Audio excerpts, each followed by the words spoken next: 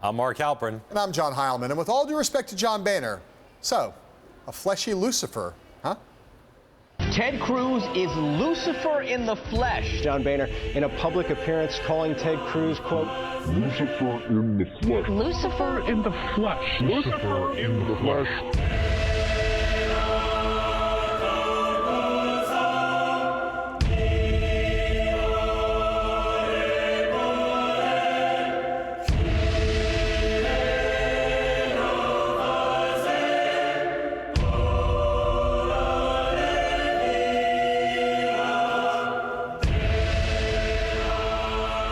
Happy night of the living Ted, demonology fans.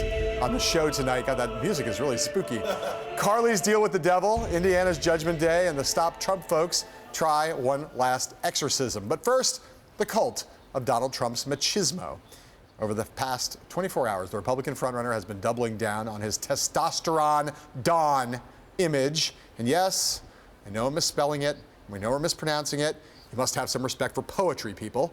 In an interview with the Today Show this morning, Trump repeated his claim that Hillary Clinton would not be a viable presidential candidate or even a city council candidate if she weren't playing the, quote, woman card, end quote. And this afternoon, Trump and his campaign pushed that tough guy tone even further at a rally at Elkhart, Indiana, with the legendary basketball coach and ranter, Bobby Knight. You know, Bobby called me up. He called me up about a year ago, and he said to me, hey, Donald, I don't know him. I didn't know him. I knew of him. He was, to me, the best. You don't get any better. Tough. Would you say he was tough enough? Would you say? But, you know, not just tough. Smart, tactical. He was a winner. He was a winner, and still is a winner. Believe me, the best. Let me first tell you that I was very, very selective with players during the time I was here. And I'll tell you one thing, that man that was just up here a moment ago, I'll tell you, that sumbitch could play for me. That sumbitch. All right. Trump's campaign also has a new TV ad up in Indiana featuring Donald Trump Jr. talking, again, about how tough his dad is. So, Mark, this testosterone Don thing, smart, dumb, somewhere in between? Somewhere in between. I think it needs to be calibrated. That ad running in Indiana with Donald Trump Jr. also includes a little flash of Donald Trump Sr. playing with his grandkids. So they recognize that they need to soften him a little bit. This is the quintessence of letting Trump be Trump. This is the kind of personality he has. It plays to his strength. Clearly, at some point, some women might find this appealing. Clearly, at some point, I think they need to use Ivanka and Mrs. Trump and others to round it out. But this is him. He doesn't back down. He believes what he said about Hillary Clinton. May not work, but I think when they try to make him back down or when they try to sand off the rough edges, it's not going to work. He's going to win or lose as machismo. Well, that's great. Fabulous. You know, I said yesterday on our show that Donald Trump has a huge problem with women voters. If he doesn't solve that problem, he can't be president of the United States. So he can be him if he wants to be, if he wants to continue down this path and continue. I don't think anything he did in these instances is offensive, but he is going to have to do something to remediate this problem in some substantial degree.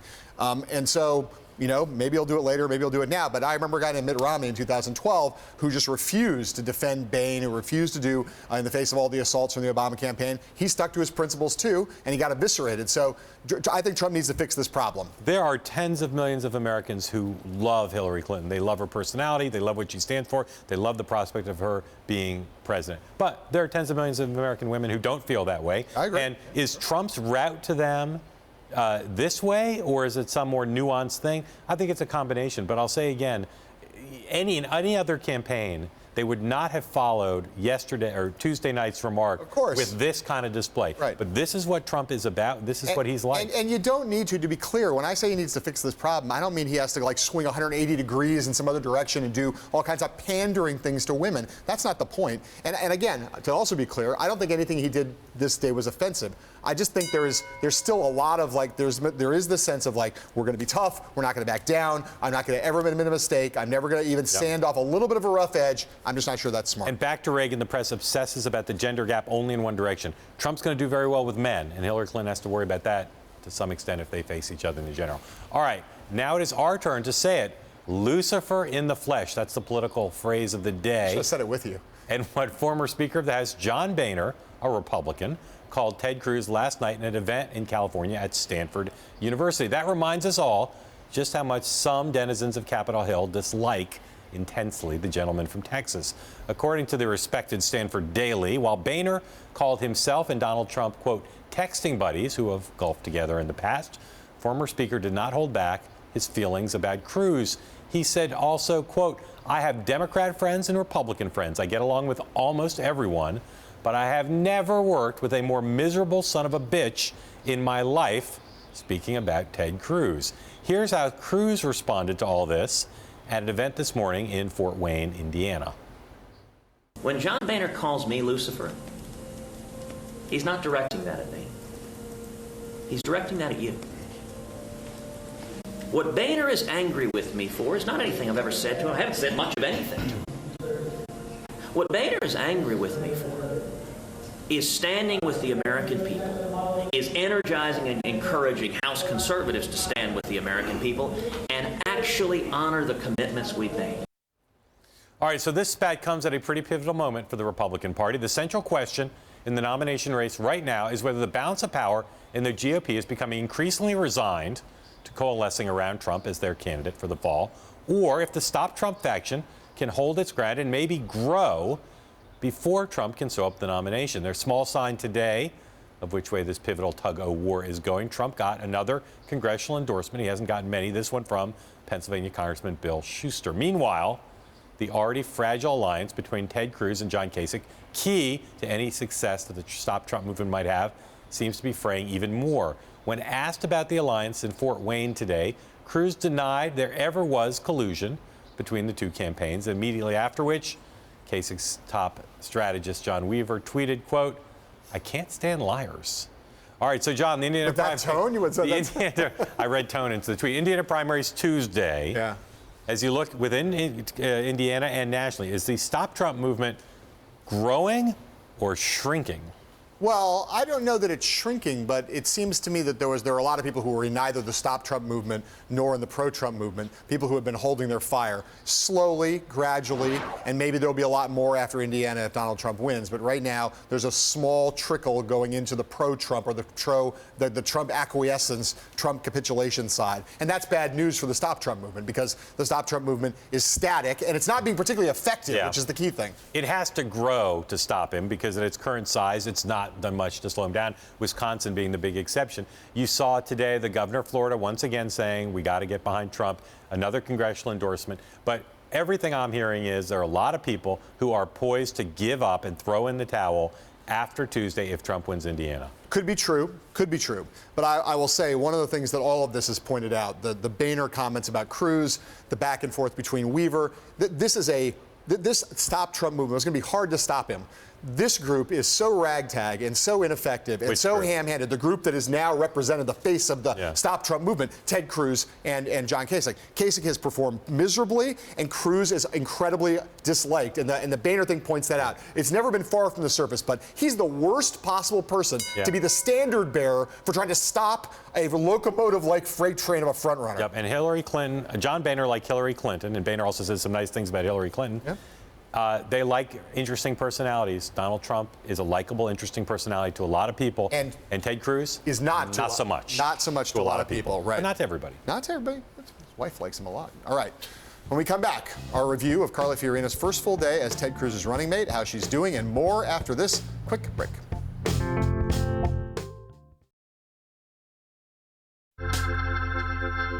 As most of you will certainly note in your journals, today was Carly Fiorina's first full day as a hypothetical vice presidential candidate. She did a round robin of television interviews this morning, plus 3 events in the Hoosier State with Ted Cruz attacking Donald Trump and Hillary Clinton and talking up her new BFF/running mate, Ted Cruz. Here's a representative sampling of some of the things she said.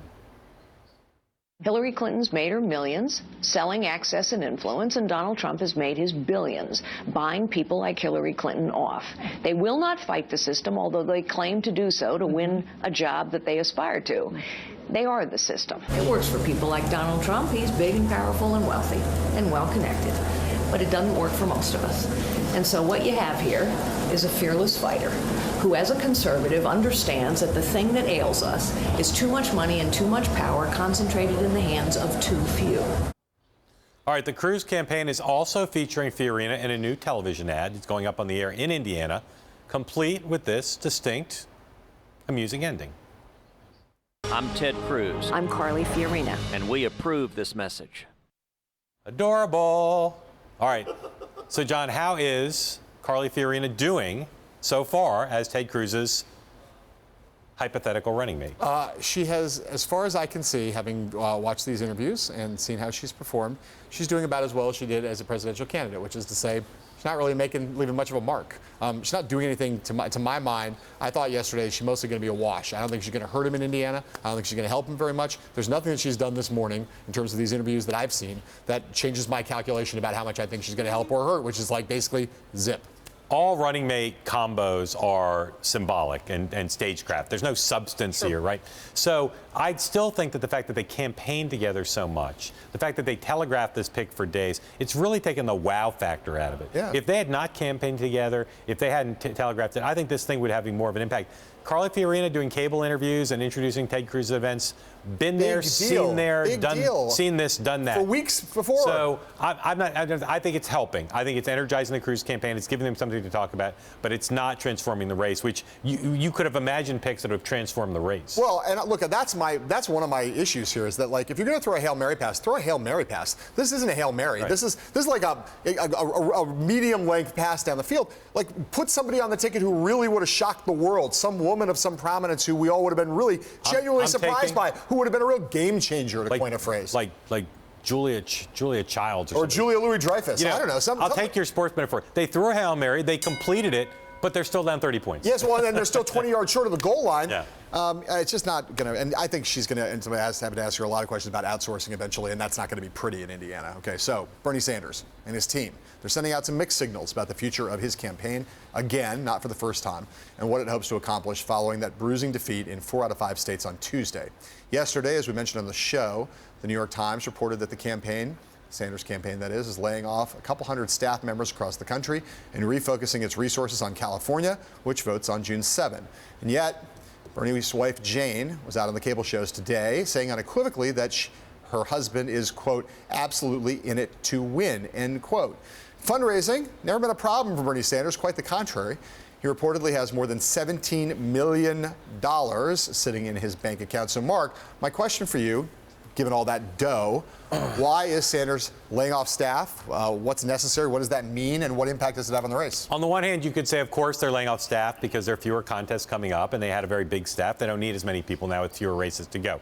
On the other hand, this campaign has mishandled big symbolic moments. If you want to convince people that you're in it, you're still trying, you've still got a chance, you cannot lay off this many people. Figure out a way. Or if you're going to, be ready to explain it better than the way they did. So they've spent a lot of money. There's a new Washington Post story talking about how they spent a lot of money on consultants, which may not sit so well with their small dollar donors. But this is just, it doesn't mean all that much in the scheme of things, except it shows once again that for as good as they've been on so many things, they haven't handled this kind of thing very well. And let's be clear, they have been very good on some very big things. This campaign, in many ways, even more than the Trump campaign, is a miracle what they've accomplished. People around Bernie Sanders are incredibly, incredibly good. They've done an amazing job. But amen. It is the truth that the campaign had 1,000 people working for it, I'm told by informed sources, in Iowa. They've gradually been ratcheting that number down, as most campaigns do, as the number of states recede. And they've been leapfrogging people from state to state, and now they're just kind of running out of runway. In some sense, it's the most natural thing in the world.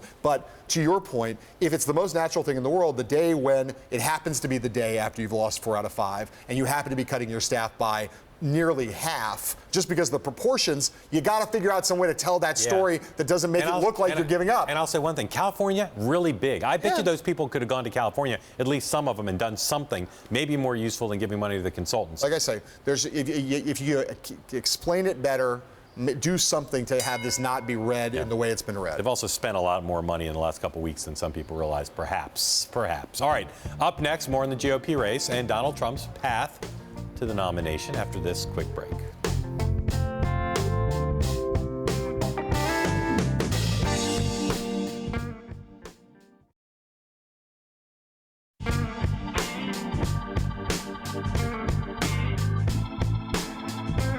Welcome back. Joining us now, MSNBC reporter on the Stop Trump beat, Kasie Hunt, who joins us from Indianapolis, and Katy, NBC News reporter covering Donald Trump here in the studio. Ladies, thank you for joining us.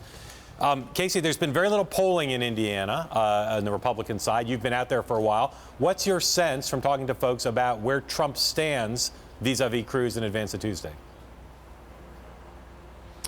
Hi, guys. Yeah, the people that I've been talking to on the ground here over the course of the last couple of days basically say that there was some data they were looking at early in the week, of course, kind of internal polling stuff the party was doing that showed Trump actually on the rise. And of course, that was before those big victories early in the week. And before, of course, Cruz stepped in it a little bit, called it a basketball ring.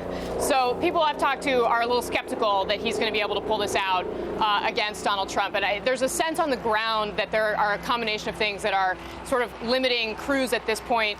You guys were talking a little bit earlier in the show about Carly Fiorina. I definitely think you're right about the lack of wow factor here. That was something else I've been hearing. Katie, my interactions with the Trump folks since Tuesday have led me to believe that they feel pretty confident about Indiana. What's your sense? Same thing. I've spoken to senior aides, and they believe that they have an advantage in Indiana because they went on the air a week before Ted Cruz did. And there's been early voting going on. Exactly, and they haven't quite spent as much money, so they tout that as well. But I don't think they feel like they need Indiana as much as they might have needed it if they had not come out of the 5 states on Tuesday with such a strong delegate win, especially when it comes to those unbound delegates in Pennsylvania. So I think they're feeling confident. I think Indiana would be the cherry on top of their sundae, but it's not something that they're necessarily banking on. It's almost as if they're liberated, John, that they don't need to win it, and therefore they can go out and kind of free and easy. I'm amazed by how much the attitude in that world has changed. And obviously, big things have happened, not just New York, but the size of their victories here in the Acela primary on Tuesday. But boy, it really, I mean, the whole attitude of we don't really, we'll get there. We can lose a bunch of these states, no problem. California, as long as we do okay there. There's just they know they're not going to get there till June 7th, but they really have a lot of confidence they're going to get there, like really a high degree of confidence, close to 100%, I'd say at this point. Kasie, where between, the notion was Kasich says he's not going to campaign there. That opens up possibilities for Cruz. So much of the actions around Indianapolis, because that's where most of the congressional districts touch. Who are the targeted voters now between Cruz and Trump? Well, Cruz is in a little bit of a difficult spot because he's got this natural kind of base in northeastern Indiana, religious conservatives, as you know.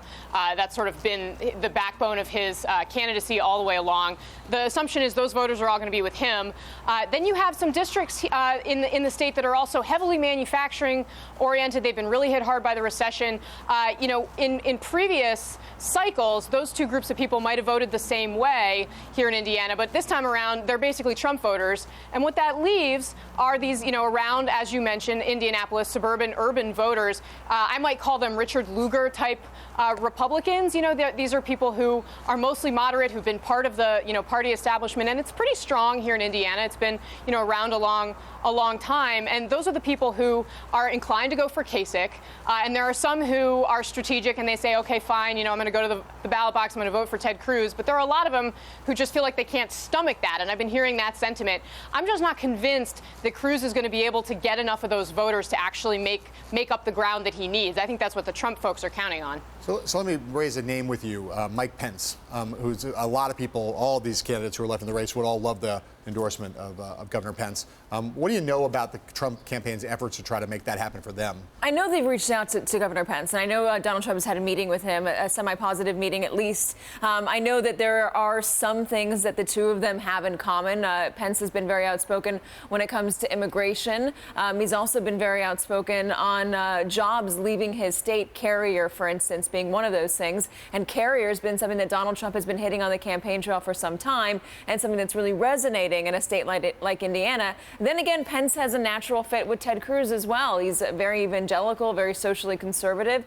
So there are reasons why he would go to either one of those candidates. I think what Donald Trump has going for him is the momentum and this feeling of inevitability. And I think that's what we're starting to see even today.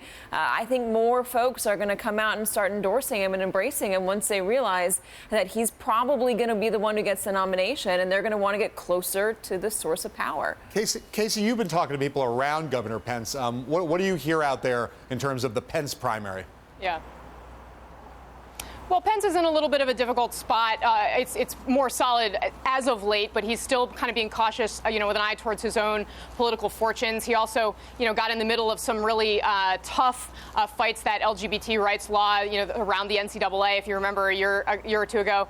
And the reality is that for him, in many ways, getting involved in this is exactly the wrong thing. And really all he needed to do was be convinced, not to endorse Cruz by the Trump folks. I think, anyone who knows Pence, and I covered his, brief presidential bid in 2012, knows that he lines up relatively well with Ted Cruz. It would seem natural. And the Republicans here definitely feel like if Pence put his finger on the scale in favor of Cruz, it would make a real difference. But as long as he stays on the sidelines, that's really all the Trump campaign needs. So your gut says that Pence stays neutral in this, right? I'm pretty sure that Pence is going to stay neutral. There's no, as Kasie suggested, there's just no mileage in with him in taking a position right now. Chris Christie was at that meeting with Trump and Pence, and I think Chris Christie made it clear to Mike Pence what he wanted to do, and they're pretty close and pretty strong political. And Mitch Daniels also going to stay out of this, right? He's out of politics now. He's an academic. He doesn't do politics. But it's funny, I told you earlier today, I was corresponding with a Rocker Republican friend of mine in Indiana who said the only person in the Republican Party, a Rocker Republican conservative, who said the only person he'd vote for would be Mitch Daniels if he could write him in. Daniels matters a lot still in that state if he were to lean one or the other, but he's not going to do that. Kasie, what is the formal Stop Trump movement that people like Club for Growth, Katy Packer's group, are they on the air? Are they contacting voters? How big a deal are they on the ground there? They are on the air, and they say that they are contacting voters, but I have to say it's a little bit tough to kind of see their presence here, whereas, I've definitely felt the impact just kind of watching TV, reading the local papers, talking to folks that, the Cruz Super PAC and the Cruz campaign, you can feel both of their presences here, and you can definitely feel Trump's campaign. They're up on the air with this ad featuring Don Jr. He's talking about Donald Trump's toughness in the ad, but it's showing pictures of Trump with his grandkids and saying, he's not actually that tough on the grandkids. A very clear effort to try to soften Trump's image. Women are a key issue here for them. And that's something that, I bumped into without even really looking for it. And I think, that tells you a little bit about the presence that they have here. I think it's a little bit firmer than people maybe would have thought. The Stop Trump forces, on the other hand, a little bit missing. I do know that there are some Stop Trump groups that are out in the field polling, so we should have some more information, about where things have moved in the past couple of days, either tonight or early tomorrow. Okay. Kasie Hunt in Indianapolis, Katy Tur here in New York. Thank you both. Appreciate it. Thank you. We're going to keep this up with a different perspective. Republican strategist Steve Schmidt. Oh, Schmidt. Joins us when we come back. Schmitty.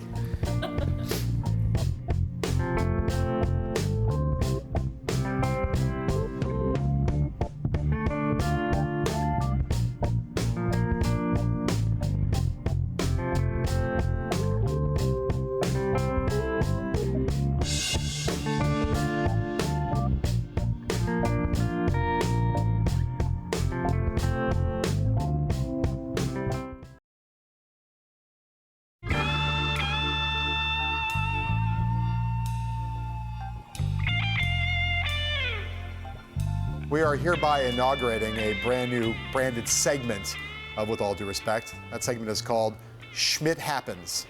We're here with Republican strategist Steve Schmidt, who's the star of the ongoing series of just the first installment, Schmidt Happens. Mr. Schmidt, you have some experience with vice presidential rollouts, famously in 2008. Just tell us about what you think, how you think the hypothetical vice presidential rollout of running mate rollout of Carly Fiorina was handled yesterday by Senator Cruz. I think it was handled fine, but it's just not going to make much of a difference because his momentum in the campaign is stalled. It is what it is. He's trying to change the storyline from Trump's domination of these contests every Tuesday night. He's trying to get some energy into the campaign ahead of Indiana. So I think it went fine. But Carly Fiorina isn't a surprise. When they talked about, well, we're going to unveil the running mate, I think, a lot of people who follow this stuff, would have, bet with not very long odds that, it's likely to be Carly Fiorina. She's been road tested out there, over the course of the last month. So, at the end of the day, I think the net effect as a practical matter is a nothing burger as we wrap up this week and go into next week. I thought one of the biggest things of the week, kind of overshadowed because so much has happened, was Tuesday night when Trump was asked, are you the presumptive nominee? And he said, yeah, I'm the presumptive nominee. He clearly wants those two guys out of the race. He does. If he wins Indiana and they don't get out, which I think is possible, what can he do? Are there people who could endorse? Are there what if Trump wanted and Manafort and Corey Lewandowski want to engineer that? What are some steps they could take to pressure them? Well, the title of presumptive nominee is not one that is proclaimed; it's one that's bestowed, and it needs to be bestowed typically by the titular head of the party. So in 2008, when it was clear that John McCain was going to be the presumptive nominee, he had a meeting with the President of the United States at the White House. In this case, the titular head of the party is either Mitt Romney, the past nominee, or it's Paul Ryan, the ranking elected Republican in the country, or perhaps it could be Reince Priebus. Right. But it's either some combination of Priebus, Ryan, and Mitt Romney saying the obvious, which is that Donald Trump is going to be the first ballot nominee of the Republican Given how Party. contentious this whole thing has been and will continue to be in some quarters, is it possible that any of those three guys could or would say that or send that kind of signal until Trump actually goes numerically over him to a majority? Well, I think certainly Reince Priebus and Speaker Ryan, there's no upside for the Speaker wanting to maintain control of the House, and certainly for Leader McConnell in the Senate, to damage unnecessarily the person who will be the nominee of the party. So piling on, denying the obvious when he is on the precipice of hitting that magic number of 1237 serves nobody's purpose. So if he wins Indiana, could you imagine a world where Trump could call Reince Priebus and say, I'm getting this. You can read the abacus as well as I can. You should put out a statement, or you and I should meet, and you should send a signal that this thing's over. Is that a plausible gambit? It would be totally appropriate for him to do so. I think Reince Priebus would go and check with, a lot of his constituency, which is the membership of the Republican National Committee. But if you look at where Donald Trump is today, let's just say roughly, to make the math simple, he's at 1,000 delegates with the uncommitted in Pennsylvania. He's going to win New Jersey, winner take all. And let's be stingy in our allocation in California. And we'll say he gets 150 out of the 172 in California. So he's at 1,200 pre-Indiana. If he wins Indiana, then he's clearly going to be the nominee on the first ballot in Cleveland, and the party should begin to bestow the trappings that it would on any nominee. But the last time you were on this show, you talked about the fact that there were a lot of Republicans who privately think that Trump is unqualified, unsuited to be president, et cetera, right? So the Never Trump movement, regardless of whether he gets to 1237 or not, there are people who are in the Never Trump movement, like they're not going to vote for him, right? You're headed towards a Republican convention. You're Donald Trump. Mitt Romney doesn't show up at your convention. John McCain has said he's not going to show up at the convention. He could change his mind, but right now, the past two parties' nominees are not going to go. There are plenty of other leaders who have made it pretty clear that they will not ever vote for him, let alone stand up and endorse him. How do you manage that if you're? I mean, some people are going to endorse him. He's going to get some endorsements. Some of the party's going to acquiesce and capitulate. But what do you do about that? Once he becomes the nominee, we're gonna see the dissonance now between what people have been saying, which is never Trump, I'll never support Donald Trump, but I intend to support the nominee in my party. Right. And so that moment is, I think, quickly arriving, and I think you will see some Republicans who say, no, I won't be able to support the nominee of the party. I think he is unfit. Not a Republican, not a real Republican, not a real conservative. But I don't think that's going to be a majority. I think the prominent members of the elected leadership of the Republican Party, the number that won't support him is going to be few and far between, because they're going to be, look, you have an elected class in Washington that was terrified of the Tea Party movement. And it wasn't exactly profiles in courage standing up to some of the excesses over the last years among the elected Republican leadership, and the notion that these elected Republican congressmen or senators are going to take on the Trump constituency, by going on and attacking Donald Trump when they haven't been willing to attack him while he's trying to get the nomination. After he becomes the clear nominee, I think is fanciful. I just don't think it's going to happen. So does Mitt Romney go to the convention? No, but does John McCain go to the convention? No, but John McCain can say I'm running for re-election. I understand, but how do you manage that piece of that dissonance? If none of the past nominees, the past president George W. Bush, not going to be there, what do you do if you're Donald Trump and you're trying to bring the party together and that happens? Bush and Cheney always seem to be busy during the convention, so they need to go. But that's a lot of leaders. If Trump wins on Tuesday, you're going to go back to we're going to go back to all these people who've said, I I'm not going to vote for Trump, but he's not going to be our nominee. Right. So once he's a nominee, then they face a choice. I think they're going to go about 80-20, 90-10 and say, look, he's our nominee. Bush 41, for instance, I think will have former party chairman. What's he going to do? Say he's not going to vote for the nominee of his own party? Right. Once you get Bush 41, which I predict will happen relatively soon after Trump is the de facto nominee, then starting to lose people. If they don't show up in Cleveland and protest, what does it really matter, right? Here's the other thing, is that once you're the nominee of your party, typically you indict all that's wrong in the world and in America completely on the other party. Right. So history begins for Republicans in this scenario on the moment that Barack Obama took office. Right. Donald Trump's not like that. He's going to indict the failures of both parties, multiple administrations, going back to the 1980s. That's not a recipe for party unity, I think the last inarguably successful president, that we had was Ronald Reagan in this country. Well, he's going to indict both parties, the leadership of both parties, and he's going to say there's upside to doing that with the millions of Democratic voters who are as upset as Republican voters that can cross over in that Reagan Democrat. So you're basically saying that for him, by his calculation, party unity may be overrated.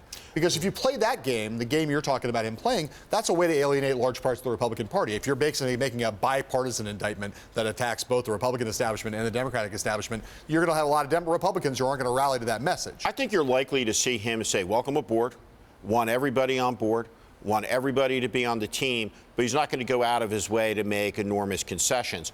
One of the things I think that it would be smart to do is to reach out to Paul Ryan upon winning Indiana, if he does that, and to say, what does the legislative package I send up to the Congress on January 21st look like? What does the first 100 days of legislation that you can pass? And I'd like you to partner with me in helping draft those legislative packages. That's how he does the reach out to establishment Republicans through Paul Ryan, through the policy operation. But getting the favor of the Washington lobbying class, the political establishment, such as it is, it's not really important to him. I said before I thought he'd get Bush 41, and he may get some others. Who are people that if you were Trump's team, you'd be worried about that they would follow Romney's course and say, I'm going to vote for Hillary, or I'm going to write in, or I'm going to sit out? Who are people who you think might worried about who they might follow Romney's path that if you were Trump, you'd be concerned about? What he wants to avoid is a critical mass of national security figures who are respected in. So if Petraeus, who he cites all the time, for instance, said he wouldn't vote for him. General Petraeus or an Odierno or Stan McChrystal, the generals of our most recent wars. But even going back, Brent Scowcroft, Henry Kissinger, foreign policy doyens of the last generation or so. If they raise a temperament issue, could be problematic. Meet me at this camera. I'm telling you right now, in Brooklyn, they're going hard for many of the people on the list that Steve mentioned.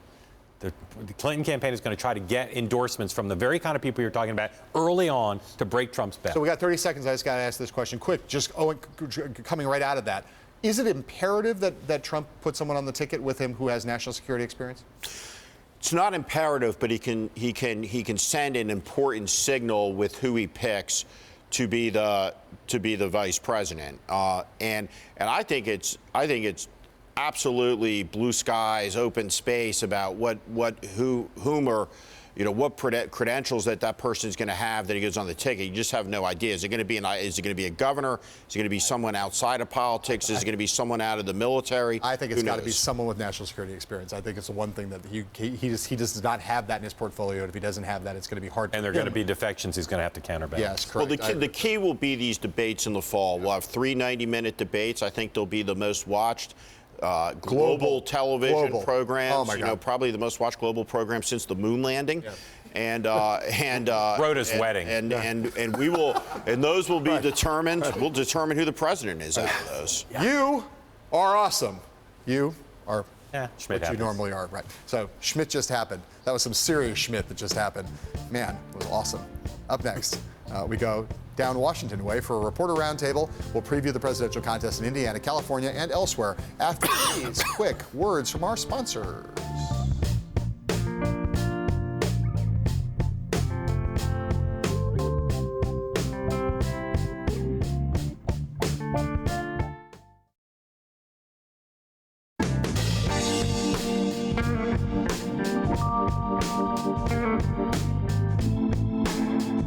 Joining us now, two people to speak truth to power on a regular basis. Phil Rucker of the Washington Post, who's in the Post newsroom, and Eliana Johnson, the Washington editor of the National Review, also in Washington in our bureau. Thank you both for joining us. Phil, as the week ends, who should be happier about how the week's gone? I know it's only Thursday, but Donald Trump or Hillary Clinton? Who's having a better week so far? You know, I'd say Hillary Clinton, only because it seems more certain that she'll be the nominee than Trump at this point, given all of the changes we've seen in the last 24 hours from the Sanders campaign. But Trump's had a really good week. He had some really crushing victories on Tuesday, and we're hearing more and more from Republicans out across the country, establishment figures, that they see him as the inevitable nominee, that this deal is basically almost done. Ms. Johnson, a very interesting article in Phil's paper today about how the Democrats are getting a big head start in some of the key battleground states, hiring staff, spending money, building up infrastructure. The Republican pushback didn't blow me away, but the RNC has argued for a while that they're building at least a little bit of a turnkey operation. How much behind do you think the Republicans actually are in thinking about a general election plan and building the infrastructure? You know, I think the bigger factor on the Republican side, other than the infrastructure on the ground and the ground game, is going to be how enthusiastic people actually are about the ticket. And I think that's the real question mark, because you can have all the infrastructure and a ground game in the world, and if people aren't excited about the ticket, they're not going to go out and vote. And I think there's a real question mark as to whether either of the potential tickets, either with Trump at the top or Cruz at the top, can generate sufficient enthusiasm among Republicans, conservatives, and independents to overtake Hillary Clinton in a general election. Eliana, let me just stick with you. It seems to me that over the course of this week, you know, you've had Ted Cruz with this alliance, and then you had the Carly Fiorina announcement. You've had Kasich not messaging the alliance very well, and a lot of confusion between the two camps, and John Weaver now calling Ted Cruz a liar on Twitter. It just seems to me like utter chaos. Like not only a desperate moment for the Stop Trump forces, but just totally rank incompetence unfolding left and right. Am I being overly harsh, or does it strike you the same way? It's one big happy family, John. No, I think people have been generous in calling this a Stop Trump movement. It's been a series of independent efforts with no coordination from the outset, and to think that the candidates themselves, who are barely running campaigns on their own, would be able to do something together, I think is too much to ask. But there really hasn't been a coherent Stop Trump movement with any sort of strategy at all. It's just been independently organized efforts that haven't worked together. And when they have, as in Wisconsin, it's really by accident. Phil, I'm going to ask you about the Democrats, because I saw a very good piece that you just published in which the headline reads in the Post, Clinton is the insider who's surviving in the year of the outsider. It is clearly the year of the outsider, and yet Hillary Clinton is clearly surviving. So just explain that. How exactly is that the case? She's the ultimate insider, and yet she's survived so far in this year of the ultimate year of the outsider? That's right. Well, all year long in both parties, we've seen this anti-establishment anger, this outsider energy take shape in the grassroots. And what Hillary Clinton has been able to do is convince Democrats that they may be angry, but they're angry at institutions outside of government. They're angry at the big banks. They're angry at corporations. They're angry at what they see as inherent unfairness in the economic system. But they have not lost faith in their elected leaders. They still support Barack Obama. These are Democratic voters, of course. And she's saying to them, look, I have the experience and I can make change from within the system. That's totally different from what we see on the Republican side, which is more of a full-out revolt. We see people, a lot of voters losing faith, not only with the system, but with the leadership in the system. And that's why you see this support for Donald Trump and Ted Cruz, both of whom are these totally outside figures who want to blow the whole thing up. Less than a minute to go. Either of you like to sing anything at this point? Or you'll pass on that? I'm deferring to Phil on that. Yeah. You wrote a very nice explanation of how Ted Cruz came to settle on Carly Fiorina. Less than 30 seconds to go. Just explain what you think kind of the match was in his mind. Well, I think think they have a real intellectual connection. She's an incredibly smart woman, but that the thing that really sealed the deal for them was that she's an incredibly effective attack dog. And Cruz, because he's alienated so many people in Washington, hasn't connected with somebody who could really go out and defend him strongly. And that's what Carly has done for him and brought to the ticket. Nice to have your own personal attack dog if you're trying to get elected president. Eliana Johnson and Phil Rucker, thank you both again. Both of them have great pieces up on their respective websites at this hour. Neither of them remotely looks like Lucifer in the flesh. And neither wanted to sing. Sing us to break. Go ahead. All right, up next, thank you both. Who's winning the Indiana ad war? We'll look at the data.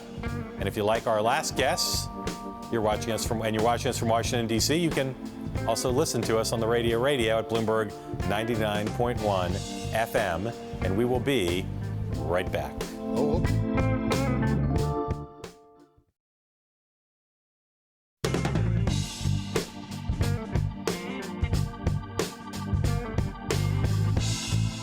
So John Kasich not spending money on the airwaves in Indiana, but his rivals Donald Trump and Ted Cruz and a whole gaggle of super PACs are all taking no chances ahead of the primary there next week on the Republican side. The same goes on the Democratic side for Bernie Sanders, who's currently outspending Hillary Clinton in the Hoosier State. For this week's By the Numbers segment, we called in our ad man maestro, Ken Goldstein, to give us an update on the media wars at this particular point in this particular state in the Midwest. Well, a lot of people think of my father as a tough guy. It's the latest Trump ad. My father will make an incredible president. So far, playing over 200 times in Indiana. The billionaire paying $46 grand on the buy. They just don't get it. Ted Cruz does. It's part of a last-minute burst in Hoosier ads, tallying over $8.1 million so far. But once again, the frontrunners aren't the ones buying big. Bernie Sanders, people before polluters. The Sanders camp may be laying off staffers, but they are spending over $2 million on TV and radio in Indiana. The Clinton camp, nothing on air there, and zero in the pipeline. Trump scams students. He'll scam America, too. The anti-Trump, pro-Cruz Fiorina forces are shelling out $5 million in Indiana. Trump, just a meager $1 million. Zooming out nationally, it's right in line with this cycle's upside-down trend. The front-runners spending much less than their opponents. Of the $442 million shelled out on radio and TV ads so far in this race, first-place Trump has only chipped in $21 million, $12 million less than Ted Cruz and his allies, while Hillary Clinton has spent $15 million less than Bernie Sanders. So it cannot be said enough times that this race has confounded expectations. A lot of money's been raised, a lot's been spent, but anybody, the expectations for how money would play and who it would help and who it would hurt have been kind of obliterated to a large extent by what we've seen over the last year.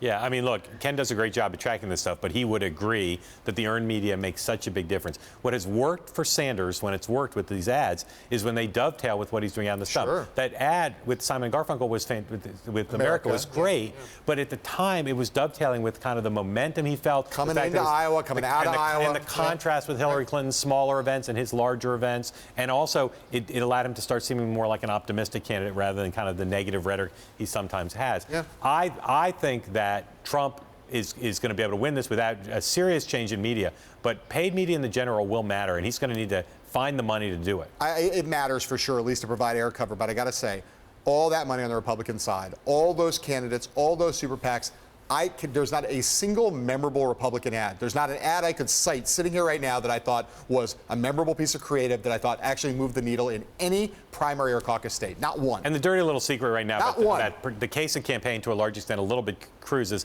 they don't have a lot of money. All right. Our thanks again to the great Ken Goldstein. He is great, too. And we'll be right back.